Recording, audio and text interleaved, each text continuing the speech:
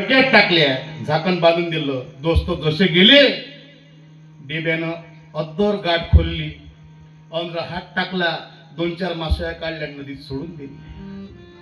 न खडो कुण्या जीवाचा मत्सर.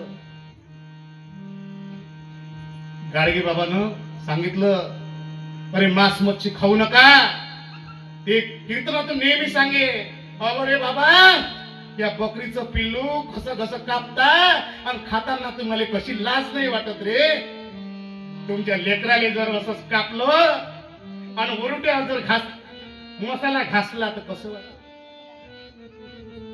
किती सोप्या शब्दात सांगितलं, पण माझ्या बाबाकडे कोणी लक्ष दिलं नाही. बाबा, अरे हे खाल्लेलं जैसे खावे अन्न तैसे बनते बुद्धी आणि मन.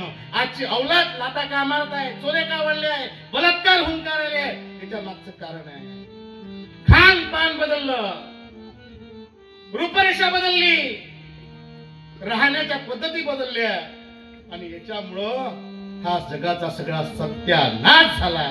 याला जर कुठं थांबवायचं असेल तर प्रत्येक घरामध्ये ज्ञानेश्वरी पाहिजे, प्रत्येक घरामध्ये तुकाराम महाराजांचा गाथा पाहिजे, प्रत्येक घरामध्ये ग्रामगीता पाहिजे.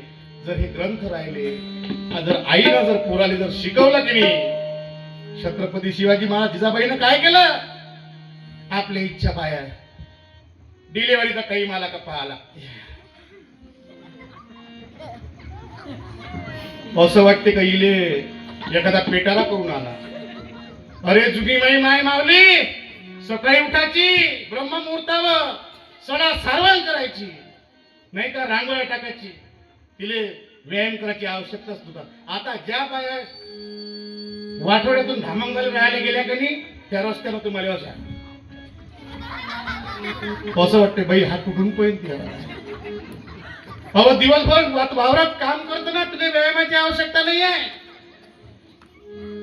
भरो भरो गाय दोय पहिल्या बाया, आताच्या बाया भरो भरो दूध पिते साजऱ्या, आणि साजऱ्या गप्पू गोल्या. आणि मग ते काम करायच्या. घरी बाई पाहिजे पोळ्या कराले. बाबू,